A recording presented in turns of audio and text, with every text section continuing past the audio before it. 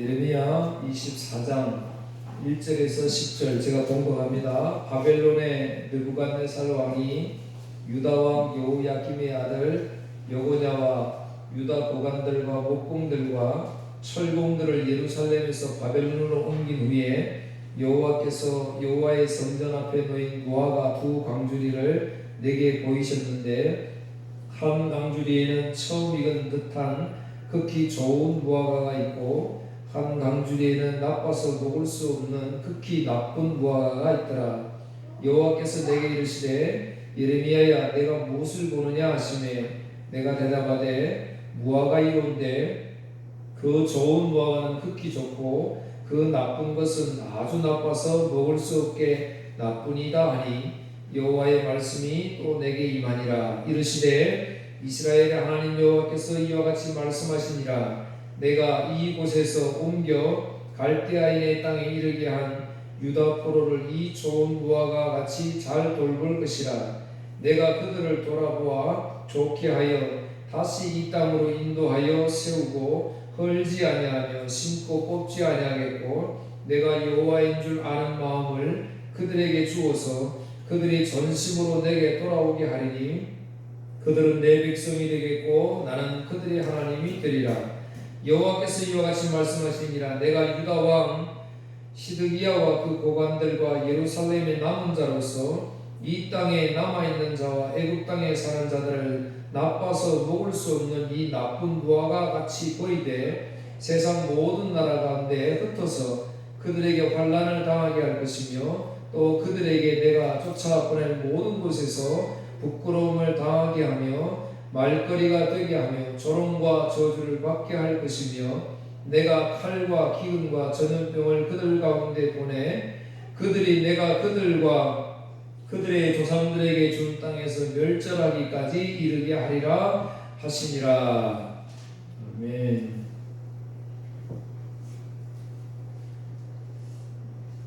예레미야 선지자는 바벨론에게 항복하라고 이렇게 메시지를 전합니다.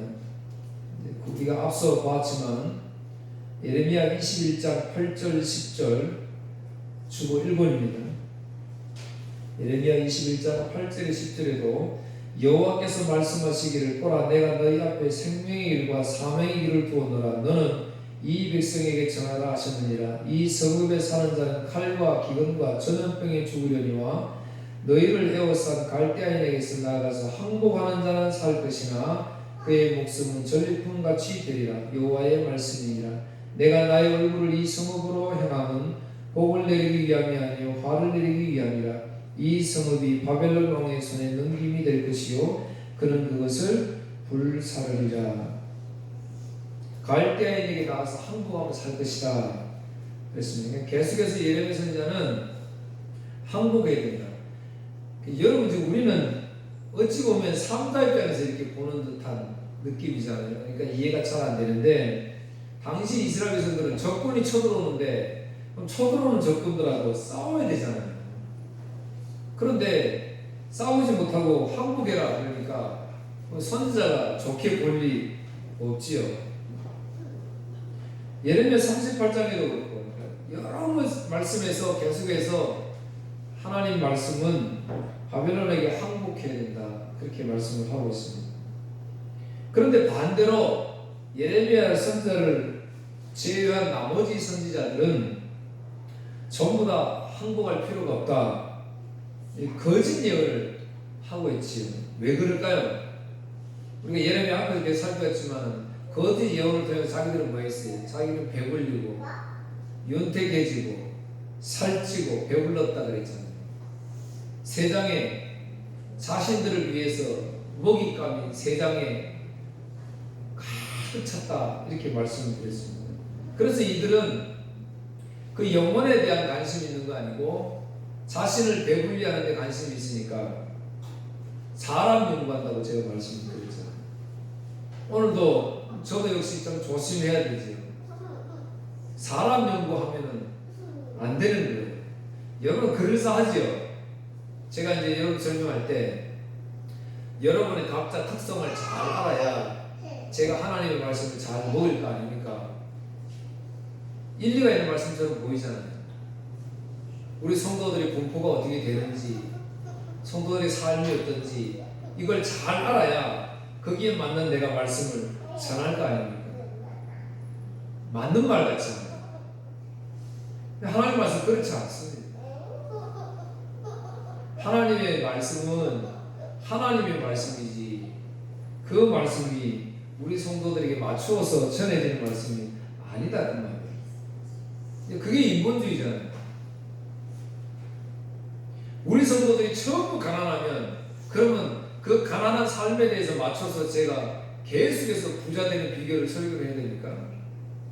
건강하지 못하면 성경에서 치유받았던 사건들을 가지고 계속 치유받을 수 있다 이렇게 강조해야 됩니까? 하나님 말씀은 아니잖아요. 오늘날도 거짓 목회, 거짓 선자는 예전에도 있었고 지금도 있습니다.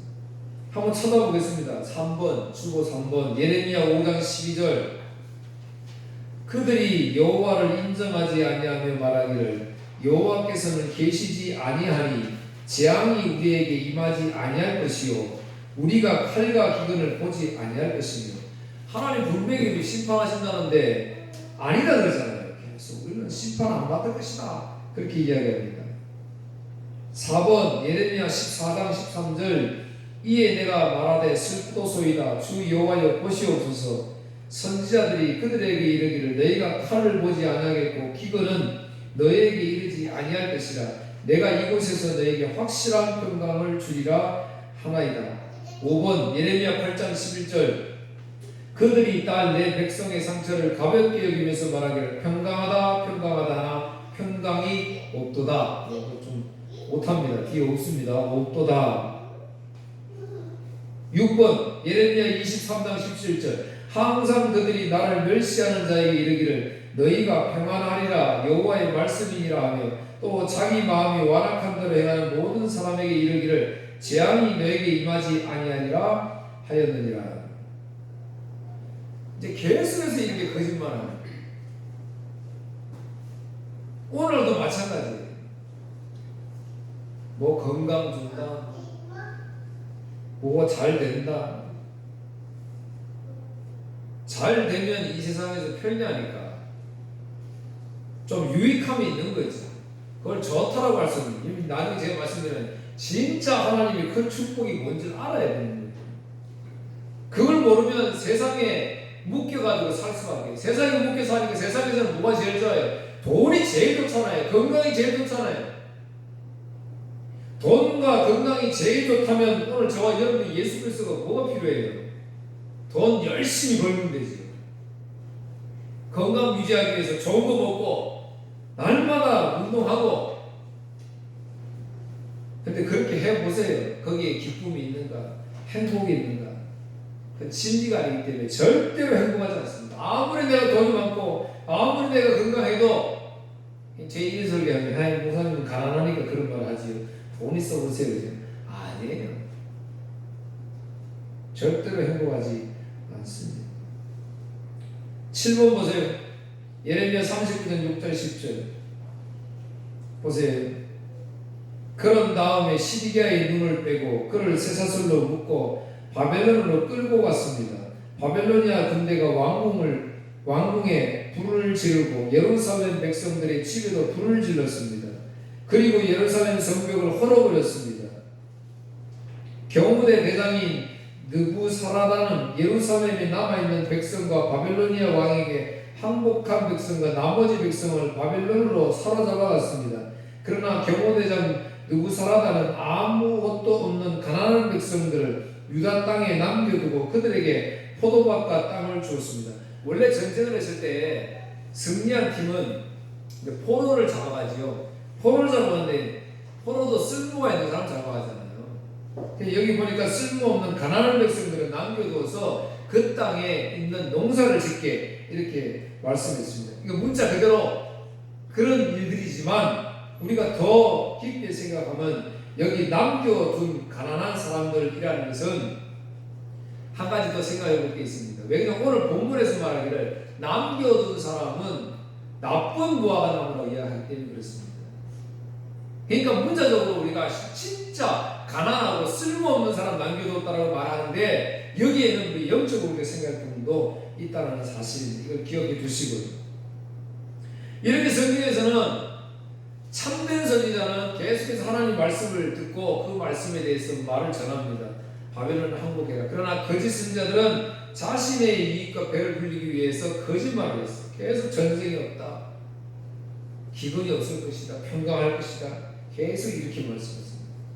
지금도 마찬가지예요. 지금도 우리가 기도해야 된다, 깨어 있어야 된다, 말씀을 열심히 읽어야 된다, 말씀대로 살아야 된다,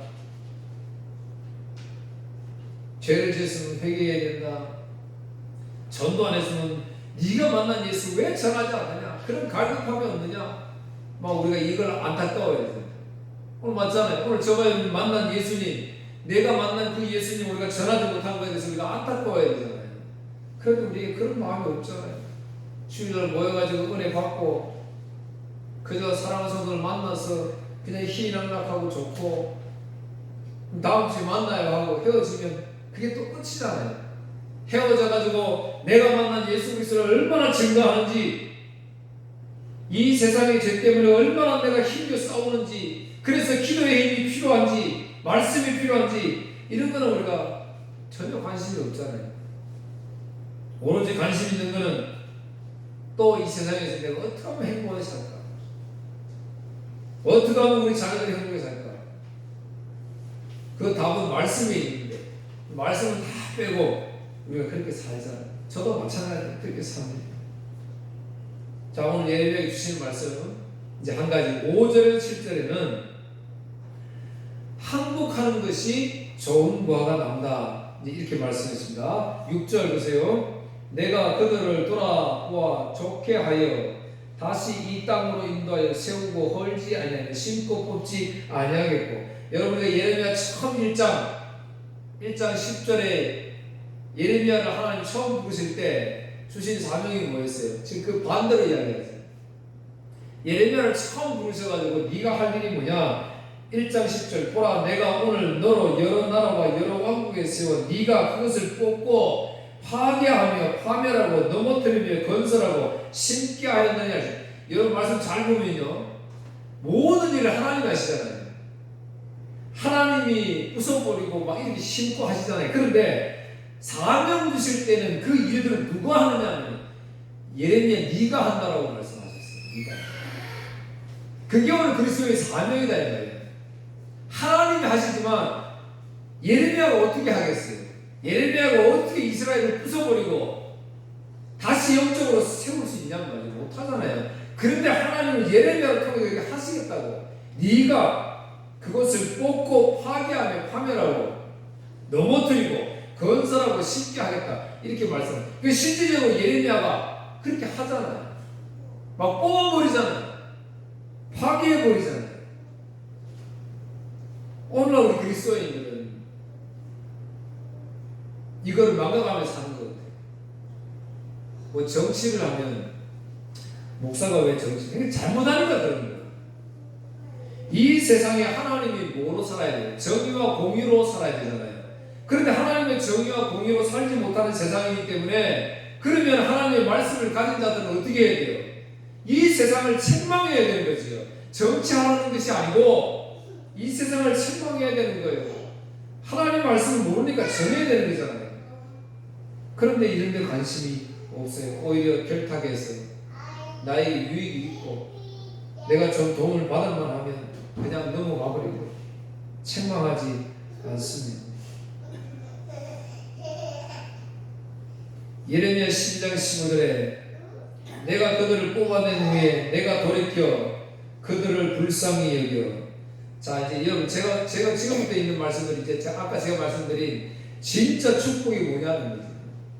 진짜 축복. 내가 그들을 뽑아낸 후에 내가 돌이켜 그들을 불쌍히 여겨서 각 사람을 그들의 기업으로 각 사람을 그 땅으로 인도하리니. 다시 인도하리니. 그러니까 여러분 우리가 기독교인들이 꼭 망각하면 안 되는 거예요. 꼭 뒤에 것만 관심이 있어요. 그들을 불쌍히 여겨서 각 사람을 그들의 기업으로 인도해 준다. 이러니까 그러면 그 땅에서 잘 될 것이다. 여기에만 관심이 있어요. 하나님이 그들을 어떻게 했느냐? 불쌍히 여겼다 이야기하죠. 예레미야 29장 10절 여호와께서 이와 같이 말씀하시니라. 바벨론에서 70년이 차면 이제 항복하라 그랬잖아요. 그러니까 바벨론에 포로 잡혀가면 70년이 찼어요. 기한이 차면 내가 너희를 돌보고 나의 선한 말을 너희에게 성취하여 너희를 이곳으로 돌아오게 하리라.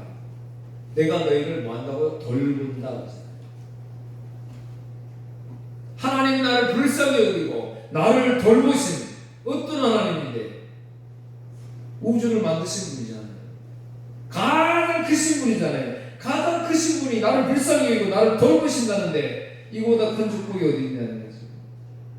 에스겔 11장 17절 너는 또 말하기를 주 여호와의 말씀에 내가 너희를 만민 가운데서 모으며 너희를 흩은 여러 나라 가운데서 모아 내고 이스라엘 땅을 너희에게 주리라 하셨다니라. 하나님 유대민족을 확 흩어버렸죠. 전 세계로 흩었잖아요. 그런데 때가 되면 하나님이 우리를 불쌍히 여기시고 돌보시기 위해서 그들을 한 곳으로 다시 모으겠다. 그렇게 말씀했습니다. 어떻게? 예레미야 33장 7절 내가 유다의 포로와 이스라엘의 포로를 돌아오게 하여 그들을 어떻게 해요? 처음과 같이 세울 것이며 하나님의 은혜가 있던 그렇게 다시 세울 것이다. 이렇게 말씀했습니다. 어떤 사람이요? 포로로 잡혀간 사람. 그런데 지금 이스라엘 성도는 포로로 잡혀가는 게 그게 어떻게 축복이냔 말이에요. 축복일 수가 없지. 아니 적들이 쳐들어오면 싸워야 되잖아요. 그런데 아니야. 싸우는 게 아니라 싸우는 자가 나쁜 무화과야.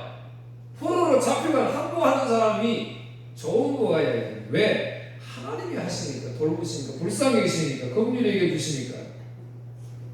7절 보세요. 얼마나 하나님의 축복인지. 내가 여호와인 줄 아는 마음을 그들에게 주었어. 그들이 전심으로 내게 돌아오게 하리니 그들은 내 백성이 되겠고 나는 그들의 하나님이 되리라. 여러분 이게 가장 큰 축복이다. 오늘 저와 여러분 보세요. 어떻게 이 하나님이 지금 믿어지냐 말이지. 마음, 그를 아는 마음을 우리들에게 주어서 그 마음이 들어오니까 하나님 우리 마음에 하나님을 아는 예수 그리스도 아는 마음을 주시니까 우리가 전심으로 주님 앞에 나오게 되잖아요. 그러니까 이거보다 큰 축복이 어딨냐 이 말이에요. 에스겔 11장 19절 20절 내가 그들에게 한 마음을 주고 그 속에 새 영을 주며 그 몸에서 돌 같은 마음을 제거하고 살처럼 부드러운 마음을 주어 내 율례를 따르며 내 규례를 지켜 행하게 하리니 그들은 내 백성이 되고 나는 그들의 하나님이 되리라. 가장 큰 축복, 가장 큰 은혜는 바로 하나님이 내 마음에 새 영을 주는 거예요. 오늘 저와 여러분께 성령 받았잖아요. 그러니까 그 성령이 들어오니까 오늘 할 일도 많고 그런데 내가 오늘 해야 될 일이 너무 많은데도 불구하고 그거 결단 탁 하고 아니야? 오늘 이거 안 해도 돼. 오늘 주님 만나러 가는 거예요. 주님께 예배 드리러 가는 거예요. 그래서 결단하고 올라오셨잖아요. 세상에 나가면 돌 같은 마음이 돼가지고 날마다 싸우고 다투고 내가 좀 손해보면 막 분하고 막 우리는 이렇잖아요. 그런데 성령이 들어오셔서 우리 마음을 산처럼 부드럽게 해주셨어요. 그래서 하나님의 율례를 따르게 하고 내 말을 지키게 하고 하나님의 율례 규례를 지키게 되니까 곧 그게 뭐예요? 하나님의 백성이 되는 거잖아요. 에스겔 36장 25절 28절 잘 드셔야 돼요.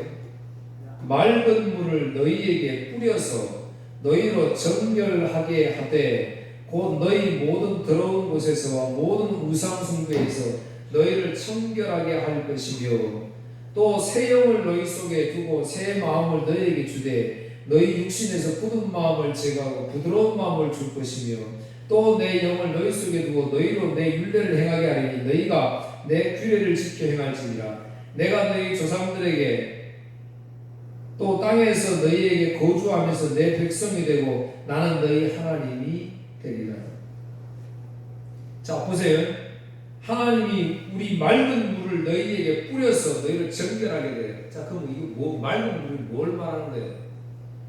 이 보혈의 피를 말하는 거죠. 출애굽에서 어린 양의 피로 구원을 받습니다. 우리는 예수 그리스도의 십자가의 보혈의 피로 오늘 구원을 받았습니다.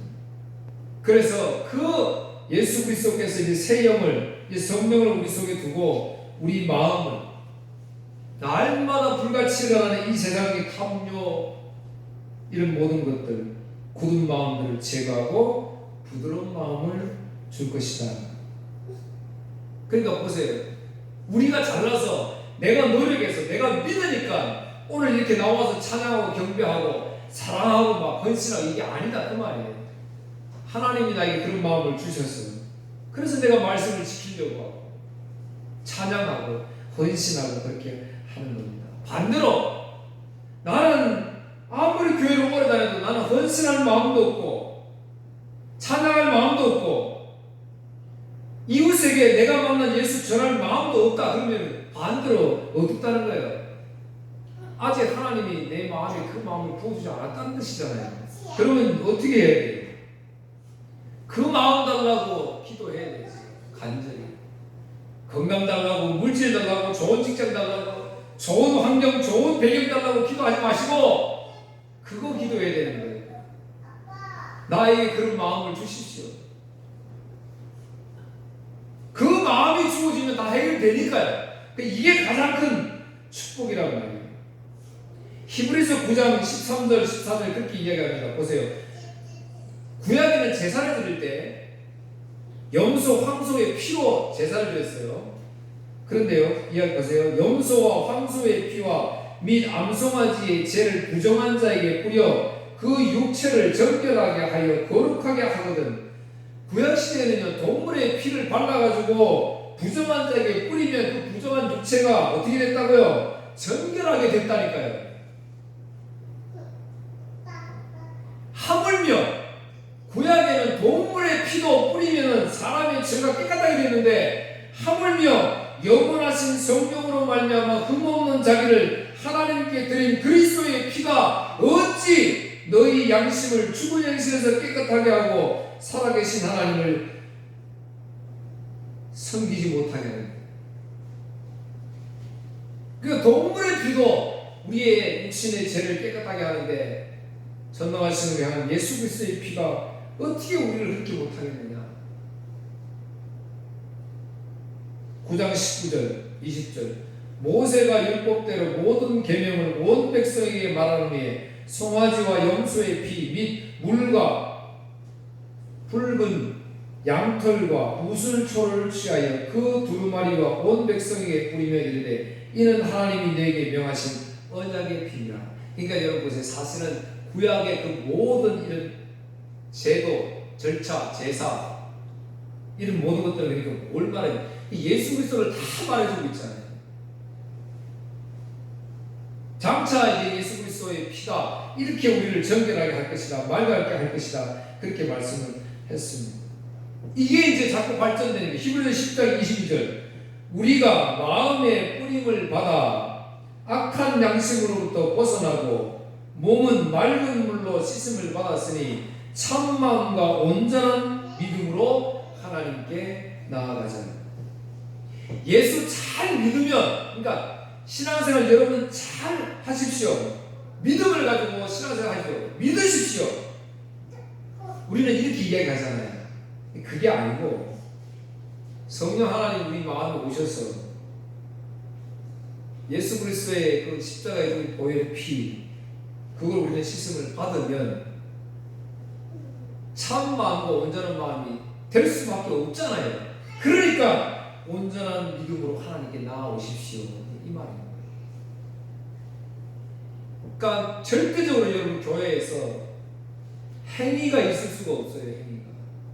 하나님의 은혜가 먼저이고 그 다음에 행위인 거예요.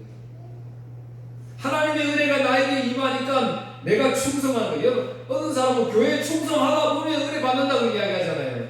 아니에요. 하나님의 은혜가 먼저입니다.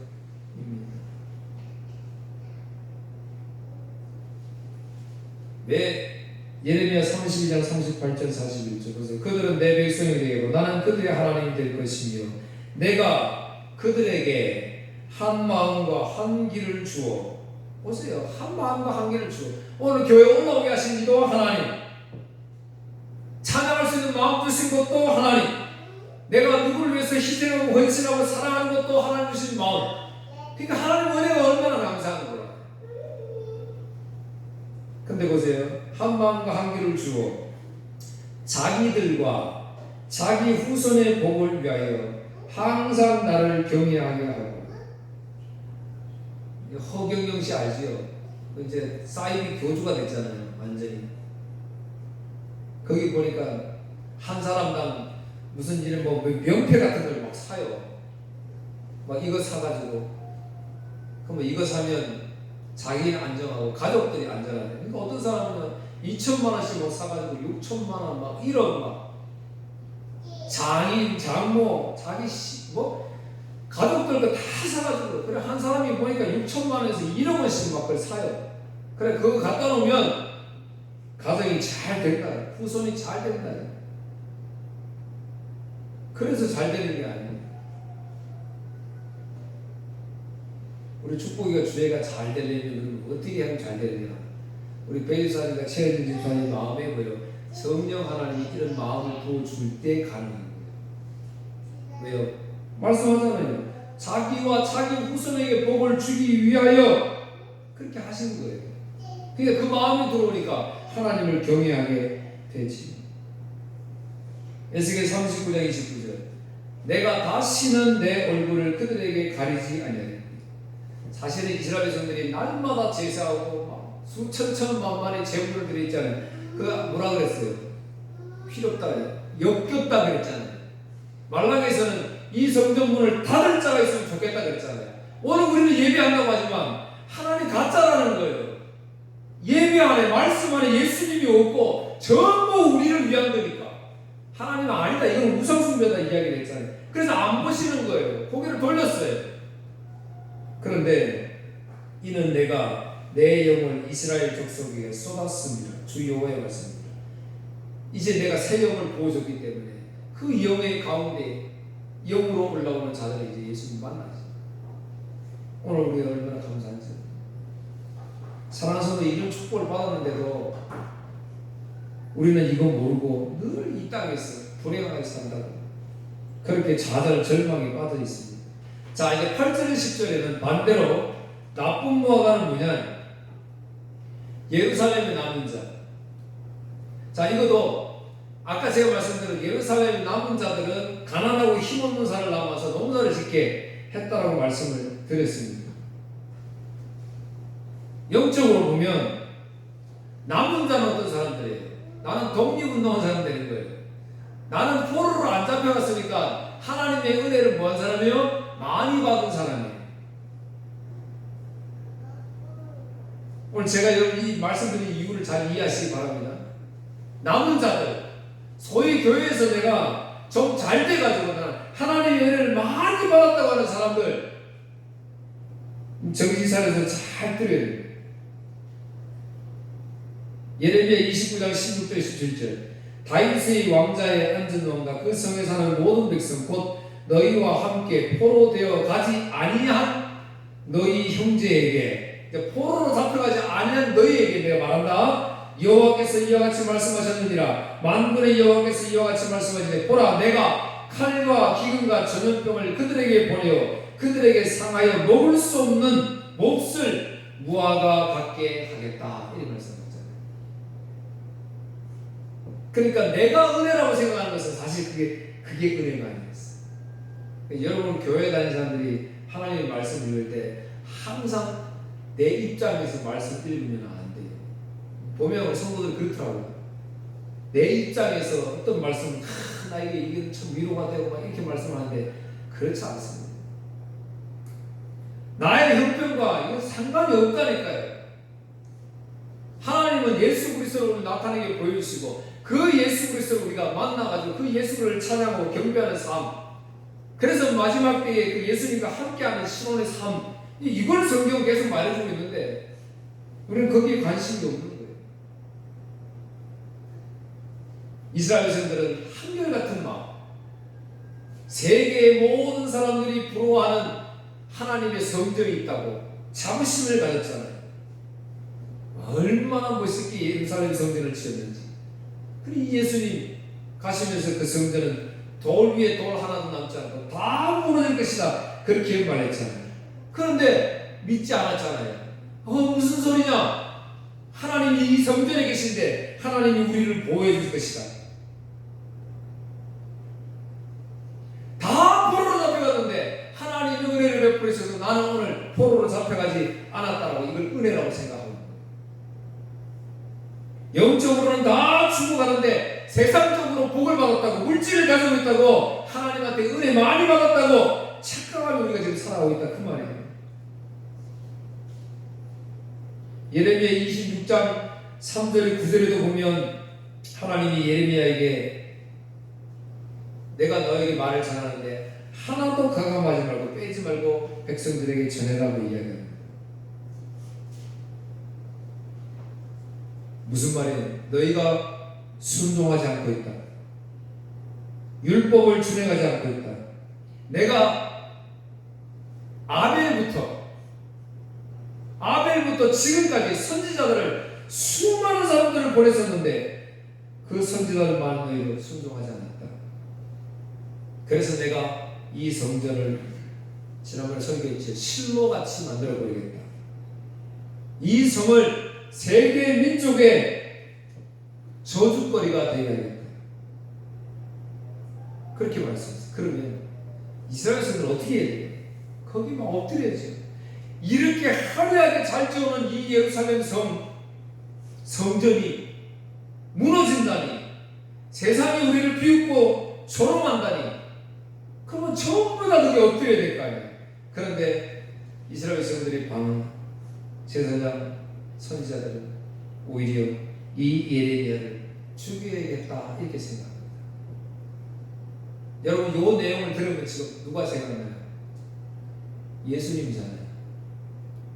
예수님도 똑같이 이 복음 전하니까 많은 사람들이 이 예수는 필요 없다, 죽여버리자, 그렇게 이야기했잖아요. 그러니까 보세요, 구약의 선지자들도 전부 다 예수님을 지금 말하고 있는 거예요.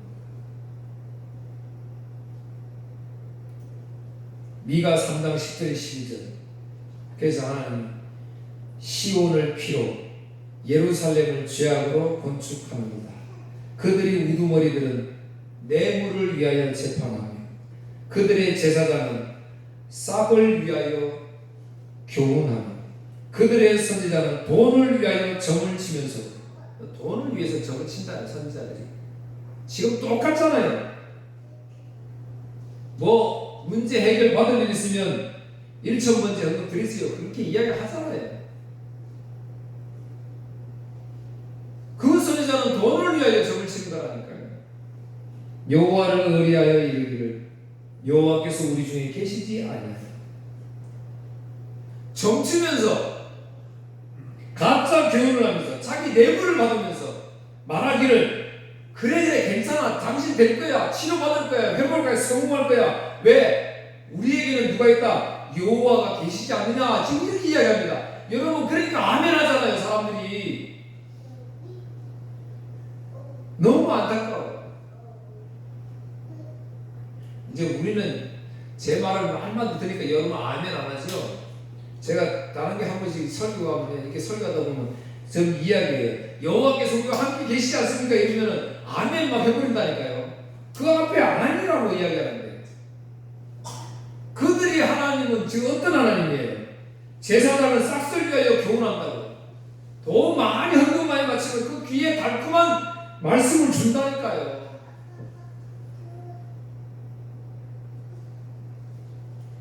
남은 자들은 우리가 하나님의 보호를 받아서 이렇게 남게 되었다, 이렇게 생각합니다. 그런데 하나님은 그 남은 자는 몹을 먹지 못할 무화과 나무다. 그렇게 말씀을 하십니다. 왜 그럴까요? 항복하고 포로돼서 자신의 땅을 억지로 떠나게 될 수밖에 없는 이방에서 멸시와 조롱을 받으면서 살아갈 수 없는 사람은 오히려 참 무화과 나무다, 좋은 무화과 나무다라고 말씀하시고, 살아남은 은혜의 삶을 사는 것처럼 보이는 사람들은 나쁜 무화과다라고 말씀하셨습니다. 그럼 왜 그렇게 말씀하시는 거죠? 딱 간단합니다. 성경은 그랬어요. 남은 자들은 하나님 은혜로 나는 포로로 안 잡혀갔구나. 그러면 왜 포로로 안 잡혀갔을까? 내가 기도했어. 내가 예배를 잘 드렸어. 내가 무슨 선교를 많이 했어. 뭔가 하나님을 위해서 내가 한 가지라도 있기 때문에 하나님이 이렇게 남겨두었구나, 이렇게 해석해요. 여러분 지금 시간에 그렇게 해석하는 거 많지요. 근데 반대로 포로로 잡혀간 사람들은 뭐라고 이야기해요? 멸시, 조롱을 받으면서 나는 하나님 앞에 불순종했구나. 하나님 앞에 죄를 지었구나. 그래서 나는 잡혀왔구나. 이렇게 뭐 한다는 거예요? 죄를 회개하는 거예요. 그러니까 다시 회복시키실 주님이 보이는 거예요. 오늘 사랑하는 성도 여러분, 그래서 이 땅이 전부 다가 아니라고 이야기하잖아요. 새하늘과 새 땅이 있잖아요. 그래서 그 주님만이 나의 위로자가 되고 나의 친구가 되어지고, 그러니까 그 주님 보면 이 세상에서 힘들다가도 기쁨이 있고 감사가 있는 것이잖아요. 이 세상에서 나를 위한 것을 하나님의 은혜라고 착각하지 마시고, 이 세상에서 우리는 죄인이 날마다 죄질 수밖에 없잖아요. 그 죄 때문에 우리가 예수님을 알게 되니까 사실은 축복인 거예요. 근데 죄를 지으면서 계속 그 프로그램으로 가는 그게 문제지. 사랑하는 성도 여러분, 이 주님 꼭 만나시고 이 주님 증거하는 여러분 되기를 주의 이름으로 축복합니다. 기도하겠습니다. 하나님 아버지 감사합니다. 예수 잘 믿어서 교회 열심히 다녀서 하나님의 은혜를 많이 받았다고 하는 사람들에게 하나님은 나쁜 무화과라고 말씀하시고, 죄를 지어서 포로로 잡혀가서 수많은 멸시와 조롱을 받으면서 살아가는 백성들 좋은 무화과라고 말씀을 하십니다. 이유는 자신이 죄인임을 알기 때문에 그렇습니다. 다시 하나님이 회복시킬 때 그 죄인들을 돌보시고 긍휼히 계시고 불쌍히 여기시고 살피신다고 말씀했사오니 이 주님 만나기를 기대하며 소망하며 살아가는 우리 복된 성도들 되게 하여 주시옵소서. 예수님 이름으로 기도하옵나이다. 아멘.